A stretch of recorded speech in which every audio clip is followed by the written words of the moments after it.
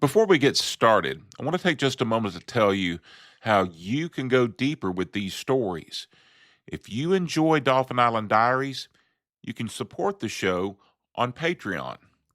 Patreon subscribers get early access to every episode, ad-free listening, and a monthly newsletter. Premium Patreon subscribers also get bonus content, including full-length interviews and behind-the-scenes material.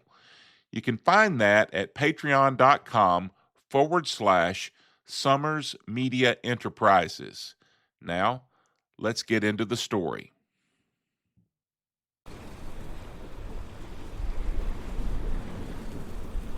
Welcome to Dauphin Island Diaries. This is a podcast dedicated to the history of Dauphin Island, Mobile Bay, and the Gulf Coast that surrounds it.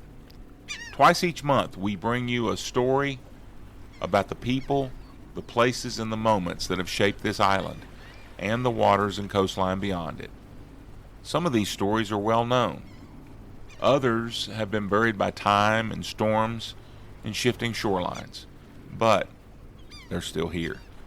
So wherever you are, whether you're on the island, remembering it, or discovering it for the first time, find a comfortable place, take a deep breath, relax, and settle in, because this is one of those stories.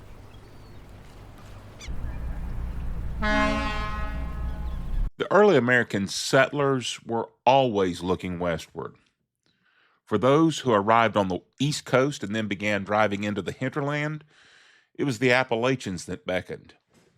For those who made it as far as the western slopes of the Blue Ridge Mountains, it was the vast plateaus and river valleys beyond that called. And then the Mississippi, and then the Great Plains, and so on until the Pacific shone in front of them. That's very oversimplified, of course, but not necessarily inaccurate nevertheless. But from the perspective of the white settlers, there was a wilderness to be tamed. There were tremendous opportunities, business, agricultural, and even political. There were just a few really significant problems that were sometimes ignored until they couldn't be ignored any further, and often those problems were those who considered themselves the rightful owners.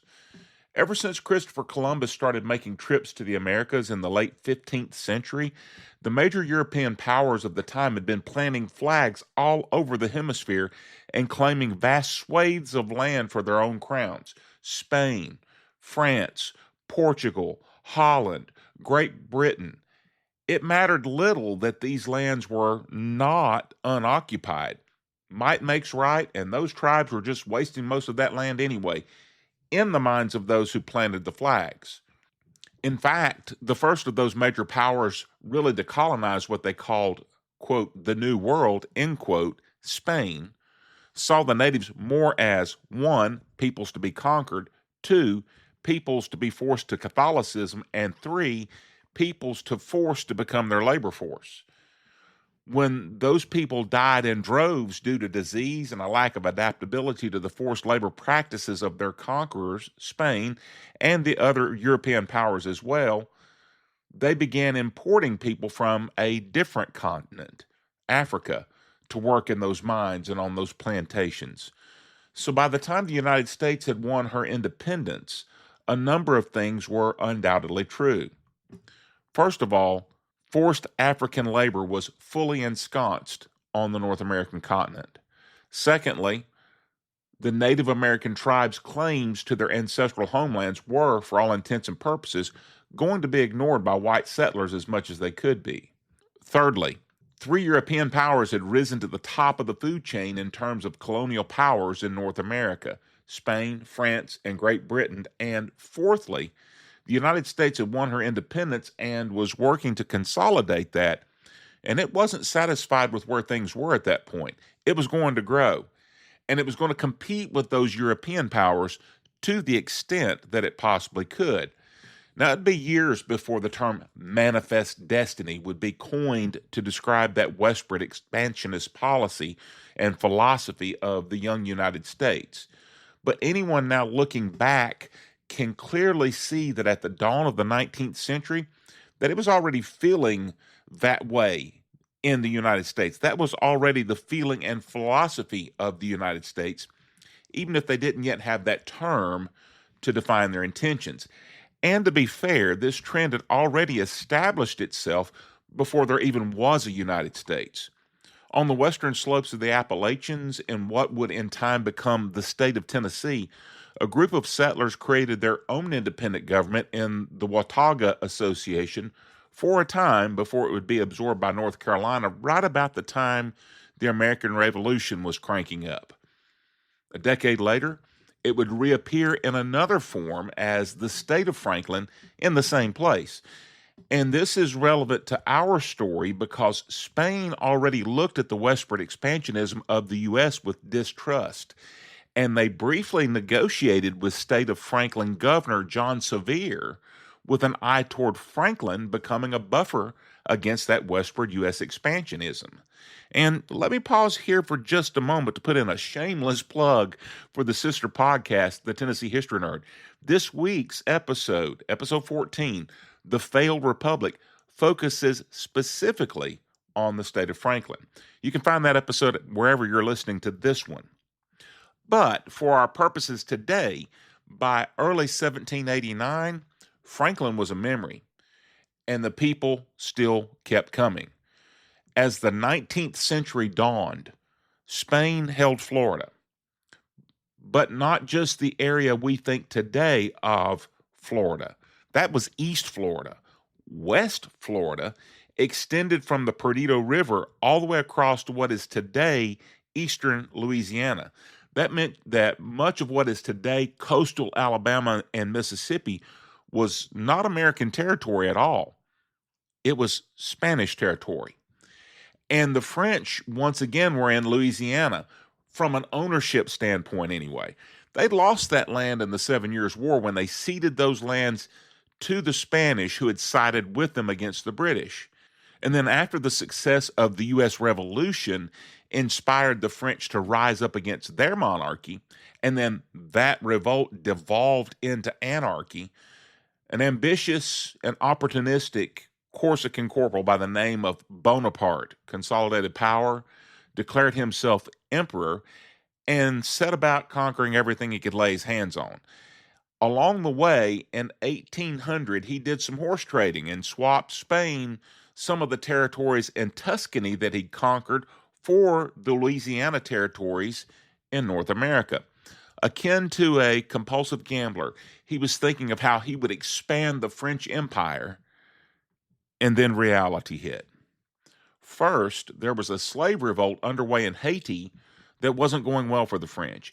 In fact, it would eventually result in France losing Haiti altogether, and it would be established as a slave-free nation in 1804 by those former slaves who not only had won their freedom, they won their independence. Secondly, war is expensive. France's treasury had already been pretty well wiped out by supporting the American colonies in the American Revolution. And this was, in part, one of the drivers of the French Revolution. And Napoleon's own desire for conquest drove this as well. He had famously noted, "An army marches on its stomach." And feeding an entire army for only one day is costly. Doing so for entire campaigns is exorbitantly expensive. So, in 1803, he sold his Louisiana territory to the United States. It was a win-win situation for both of these nations. France got $15 million that Napoleon Bonaparte desperately needed for bankrolling his war machine, and the U.S. doubled its territory overnight.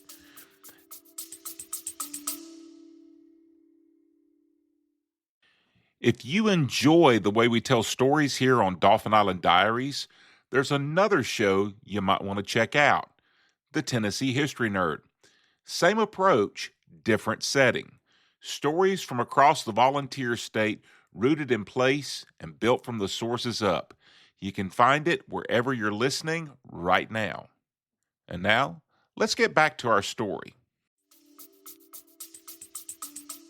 The interesting thing is that this had been in Spanish hands and administered by Spain by way of their government in Havana, Cuba, since effectively the end of the 7 Years' War, what we in the United States call the French and Indian War. And the transfer from Spanish to French oversight was by no means complete by the point that Napoleon sold the Louisiana Territory to the United States. So even though the legal ownership was passing from French to American hands, in a large sense, its true administration was passing from Spanish hands to American hands. Meanwhile, at the turn of the century, Georgia still claimed to own everything from the East Coast to the Mississippi River, south to the Spanish border and north to the border with North Carolina and the new state of Tennessee. And then a massive land fraud scandal involving essentially the entire government of the state of Georgia, called the Yazoo Land Scandal, began in the mid 1790s and resulted in Georgia's cession of their western lands to the United States government in 1802. And that created the Mississippi Territory from those lands. And in 1799, Major Andrew Ellicott surveyed the southern border of the United States, the 31st parallel. This line, known as the Ellicott Line, stretched from the Atlantic coast all the way to the Mississippi, and it marked the frontier between U.S. territory and Spanish territory. It still matters today for a significant stretch because the modern border between Florida and Georgia, which was ultimately agreed upon in the 1860s, is only just a few feet from Andrew Ellicott's original line. By 1810, Spain, and all of Europe really, was distracted in dealing with the conquest-minded French Empire. In 1808, Napoleon forced the Spanish monarch Charles IV and his son Ferdinand VII to abdicate, and he installed his own brother as the new king of Spain. And in 1805, the U.S. established a post road called the Federal Road, which ran from Milledgeville, Georgia, to Fort Stoddert. Now, Fort Stoddert doesn't exist today. You can't go visit it today. But it was located just above the Ellicott Line on the Mobile River, near modern-day Mount Vernon, Alabama. And at first, this road was only 4 feet wide, and it was poorly maintained. But its intent was to provide a line of communication from the U.S. to its distant frontier during a time when those lines of communication were anything but efficient. By the end of the first decade of the 1800s, this road was in the process of being widened to 16 feet to facilitate the movement of Army troops and wagons as the rapid, by early 19th century standards, deployment of U.S. Army forces to defend the frontier might be necessary. But the same road that was wide enough for Army wagons was also wide enough for civilian wagons as settlers poured into the new territory and across the border into Spanish West Florida. And Spain's trouble with the Bonapartes meant that the things going on in the North American colonies on the Gulf of Mexico would have to be dealt with more or less locally. And by this point, friction was beginning to develop between Spain and the American settlers moving into the area. First, many of those settlers weren't necessarily all that particular as to whether they moved into areas that were held by Spain or held by the United States. And many were fine with the Spanish oversight of their areas. Spain was issuing grants even to American settlers in the area, and they tended overall to be fairly lenient, sometimes even lax, in their administration. This was a two-edged sword, though, because even though it promoted growth, sometimes that growth was from people who were less inclined to be good citizens and more inclined toward independence. Additionally, one area that Spain was not as lax or lenient, they were generally quite assertive in their collection of duties on goods that passed through their ports. And at one point, they held the access to all the rivers that led from the Gulf into the hinterland. So agricultural products being produced in the American territory of Mississippi had to pass through Spanish-controlled lands, whether they went down the Mississippi, the Mobile, the Tensas, the Pascagoula, the Perdido, or any other of the several rivers that fed into the Gulf of Mexico. And sometimes those duties were quite steep, effectively erasing any profit that a shipper might have expected to earn on the sale of his goods. And sometimes those duties were quite steep, effectively erasing any profit that a shipper might have expected to have earned on the sale of those goods. And there was a very real perception from a lot of people in the United States and their western territories that the area that was then becoming known as the Southwest, the areas in modern-day Louisiana, southern Mississippi, and southern Alabama, they were areas of very real opportunity. And one of those people was a man by the name of Reuben Kemper. Kemper was a young keelboat man from near modern-day Cincinnati, Ohio. He was hired by a man by the name of John Smith. Now, Smith was a Baptist preacher, but also was a merchant in the Northwest Territory in the area of modern-day Ohio. He saw opportunity to profit in the area on the lower Mississippi, both in land speculation and in the sale of merchandise. And he ultimately decided that Kemper was the man to lead such an enterprise for him in the area of Baton Rouge. As noted by author William C. Davis in his book, The Rogue Republic, quote, merchants in New Orleans faced considerable pains in getting goods the 100 miles upstream to Baton Rouge, but a barge coming from Cincinnati could let the current do the work and cover 60 miles or more in a day. With Napoleon at war with almost everyone, European goods bound for New Orleans and upriver markets often fell prey to the privateers of several nations. That shortage could work to the advantage of a resourceful merchant like Smith, end quote.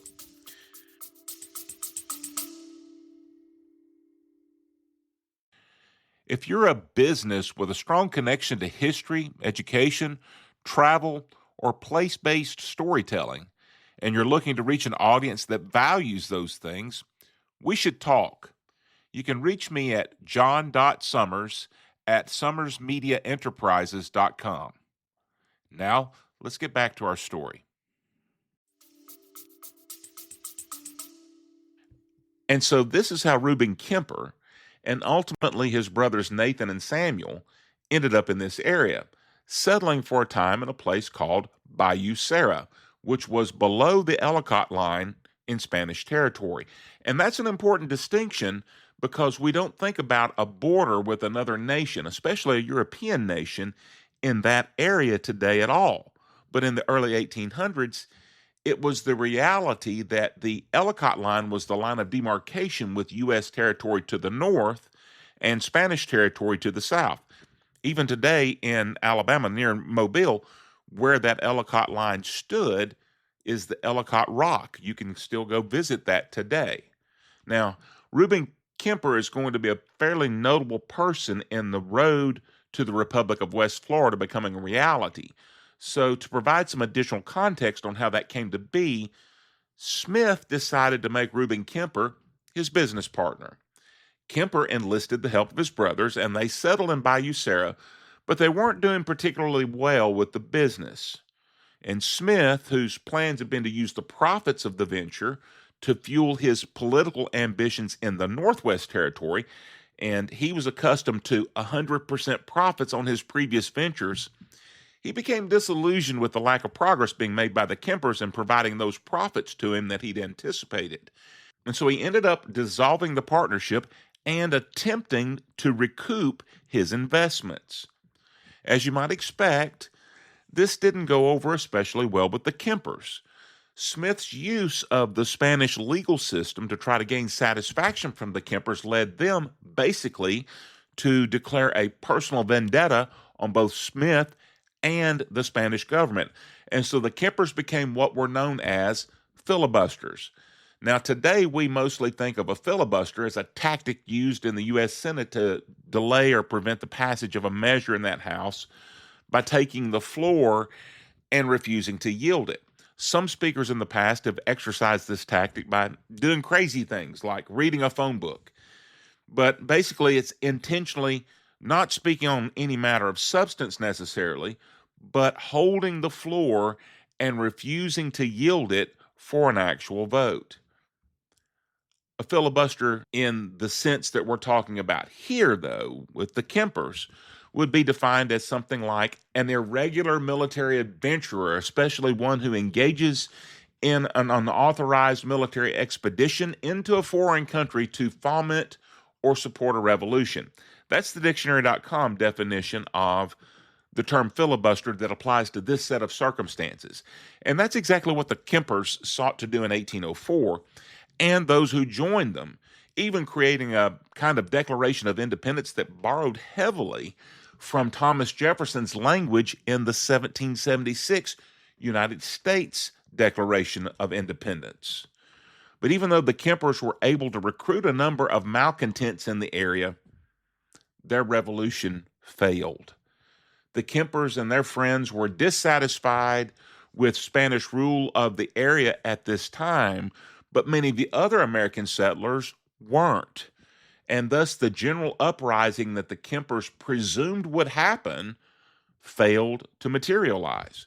So for a time, the Kempers and their colleagues were persona non grata in the area. One simply does not attempt to foment a revolution in an area and not cause hard feelings from the government one is attempting to overthrow. But in time, things largely settled back down. Largely. But Smith continued to try to recoup his losses, and there continued to be contention between him and the Kempers. But what also happened is that life moved on, and it moved on in some very interesting ways. For one thing, Americans continued to move into the area. For another, Napoleon's peninsular campaign in Europe and his deposing of the Spanish monarchs and installing his own brother on the Spanish throne caused a ripple effect throughout the Spanish colonies. The Spanish imposition of duties on American goods passing from the American territory to the Gulf and vice versa also was causing serious abrasion. Even supplies being shipped to Fort Stoddert for the United States were being taxed. And this didn't sit well with the United States government. And then there came this realization regarding the Louisiana Purchase, or at least it was a perception, whether it was really legally correct or not, that since the boundary of the previous French possessions went westward from the Perdido River, all of the modern-day Alabama and Mississippi panhandles should have been included in the Louisiana Purchase. And that would have meant that the U.S. would own Mobile Bay, which would include all the Mobile-Tensas Delta. It would include the mouth of the Pascagoula River, and it would include the entire Mississippi Delta. And Spain basically then said, not so fast, my friend. We never sold West Florida. France never possessed West Florida when it transferred Louisiana. The Louisiana Purchase did not include West Florida. Therefore, this is still Spanish territory. And this is where the fact that the territory had never been fully transferred back into French hands after the secret Third Treaty of San Ildefonso had occurred. And so, as the old saying goes, possession is 9/10 of the law. And Spain possessed the land. But all these pressures and the continued settlement of the area with more and more American settlers and the removal of the generally popular Spanish district commandant Carlos de Grand Pre, though he was very much disliked by the Kempers, and then his replacement with the ineffective Charles de Haut de Lassus was coming to a head. And so in 1810, settlers in the far western parishes of Spanish West Florida finally were ready, more generally than 6 years previously with the Kempers, to rebel and create their own government. Many of the Americans resented de Lassus and, more importantly, some of his ministers and subordinates, and they began meeting. Throughout the summer of 1810, from June until September, 3 public conventions were held, as well as many secret private meetings. Out of those meetings came the ultimate rebellion that established the Republic of West Florida. Early on September 23rd, 1810, armed rebels stormed the fort at Baton Rouge, Fort San Carlos. 2 Spanish soldiers were killed in the assault, and De Losas was captured in the assault. And then the flag of the Republic of West Florida was raised over the fort. Now, I want to take just a moment to talk about this flag because it's one of the few lasting legacies of the short-lived Republic of West Florida. It was a solid blue field with a single white star in its center. At least 2 other important flags drew inspiration from this flag. First, the Burnett flag, that was the flag of the independent Republic of Texas, was different from the Republic of West Florida flag in that the star on the Burnett flag was gold instead of white, but otherwise it was the same. And the single white star on the Lone Star flag of Texas draws its inspiration directly from those earlier flags. Also, the Bonnie blue flag used at various times by the Southern Confederacy was different from the Republic of West Florida's flag only in that it used a darker blue than that of the Republic of West Florida. Those who drove and led this secession of those parishes in West Florida immediately set about creating a legitimate government. They sent a declaration of independence to Spain. They elected Fulwer Skipwith as their governor. They created a bicameral legislature. They'd already organized a militia under Philemon Thomas, which is what took Fort San Carlos from the Spanish military. They showed every intention of acting and functioning as a legitimate independent nation state.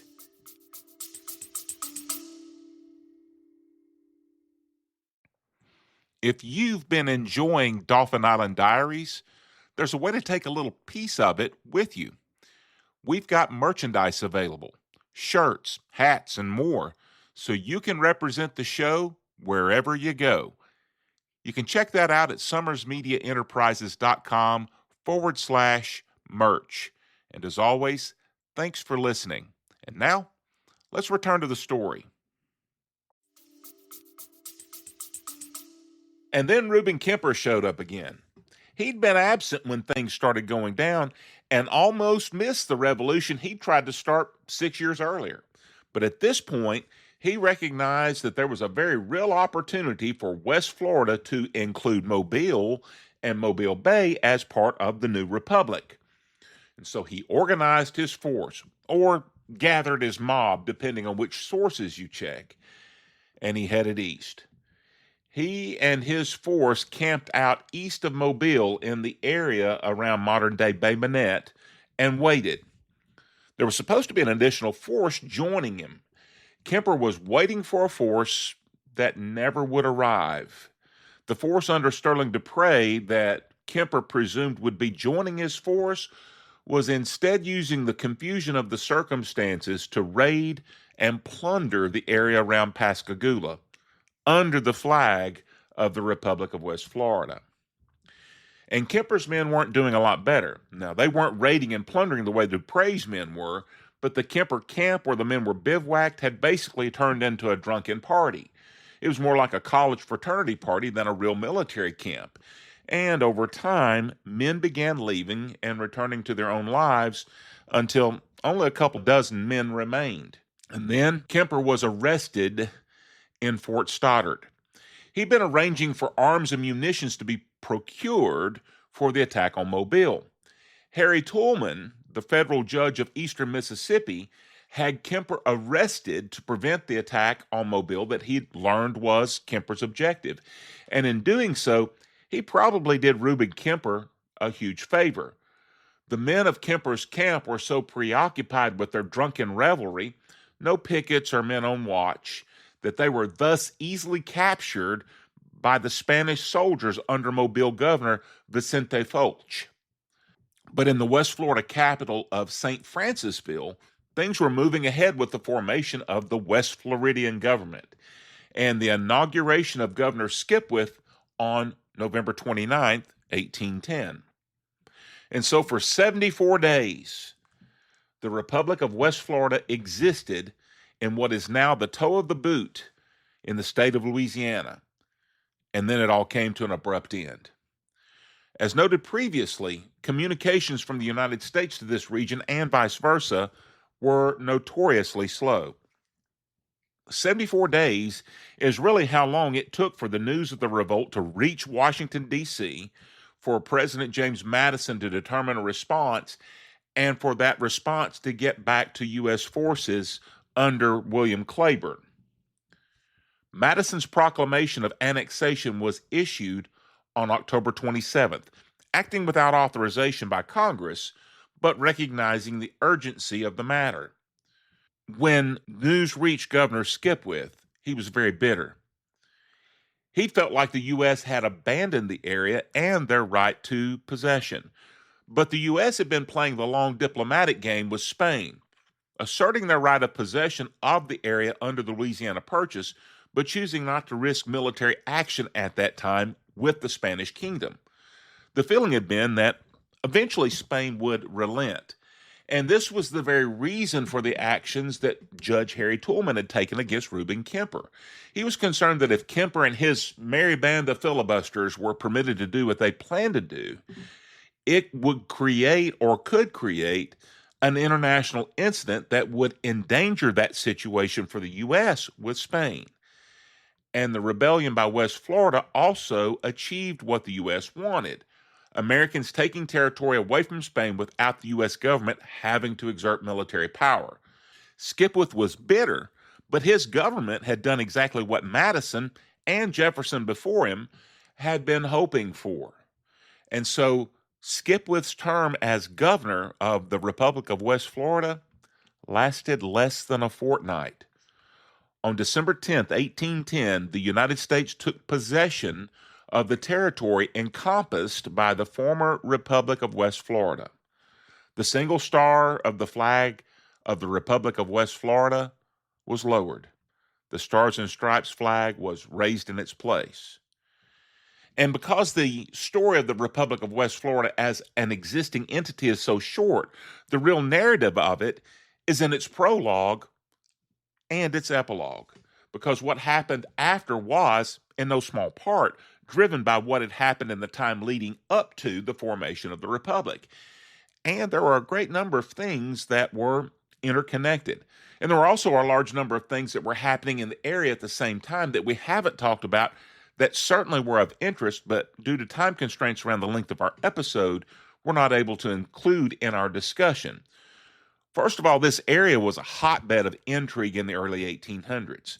Three major powers had a presence in the area, either officially or unofficially. Of course, Spain was the primary one, but the French and the British were still around and interested in what happened in the area. And of course, the United States was there.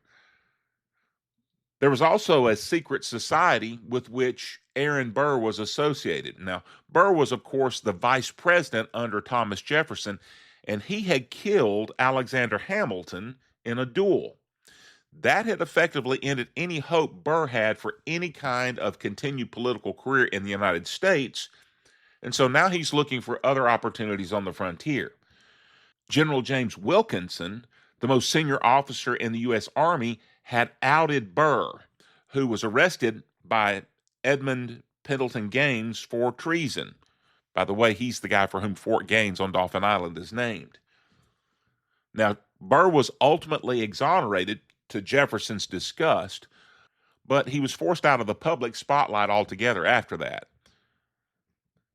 Just over 2 years after the U.S. annexed the Republic of West Florida, U.S. forces under General Wilkinson took Mobile and Mobile Bay from the Spanish during the War of 1812.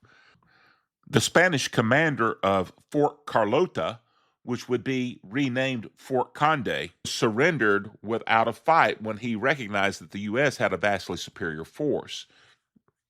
The irony of Wilkinson's outing of Burr and of his taking Mobile from Spain is that much later it was discovered that Wilkinson had been the infamous Agent 13. He'd been on the Spanish payroll for years as an intelligence resource inside the United States government. In fact, his outing of Burr was probably a move to protect himself.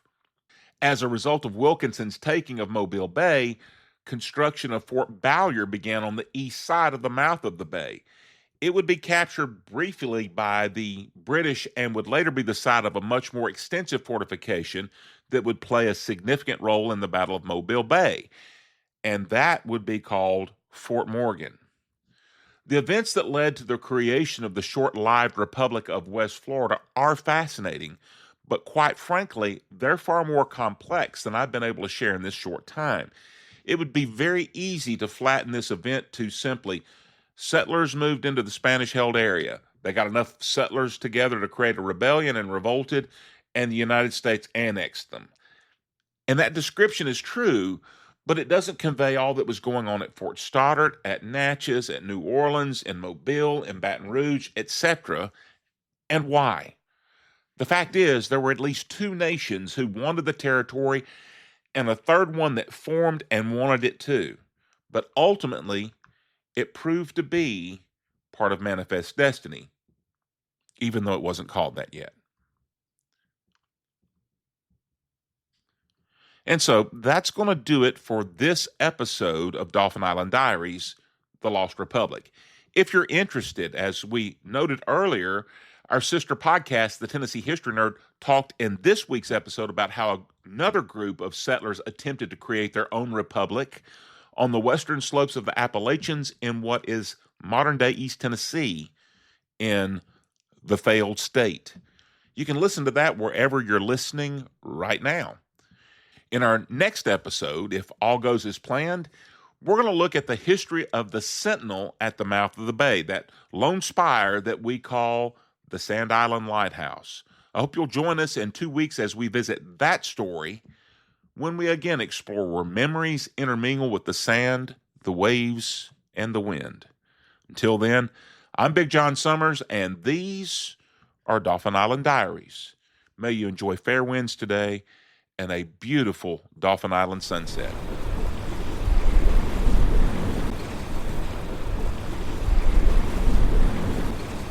So, as is my custom, before we close out completely, I want to acknowledge where I got the information for this episode. First of all, unlike a lot of topics we've discussed already, there's not a vast variety of extensive resources on this topic.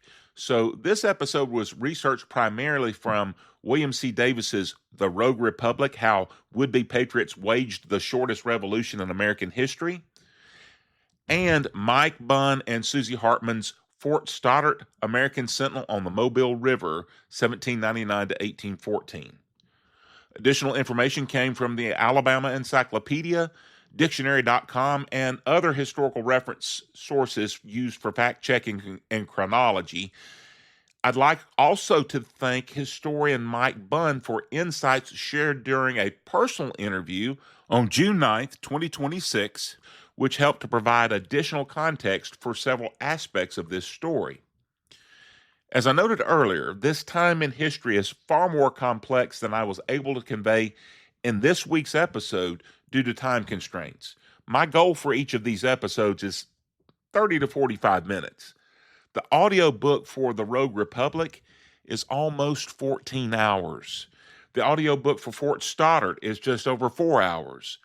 So there is a lot more information on these events, the people that are involved in these events, and the narrative around all of that.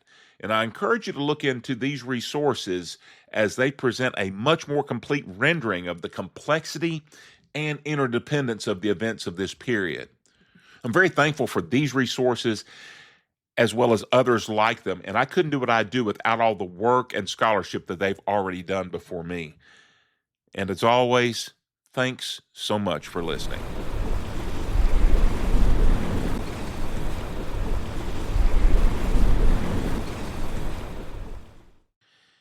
If you enjoyed this episode, there's more where this came from. Over on Patreon, you'll find our full catalog, plus you can get early access to episodes, ad-free listening, and bonus content that goes beyond what's included here. Signing up for a paid subscription to Patreon is the best way to support the show and to get more out of it at the same time.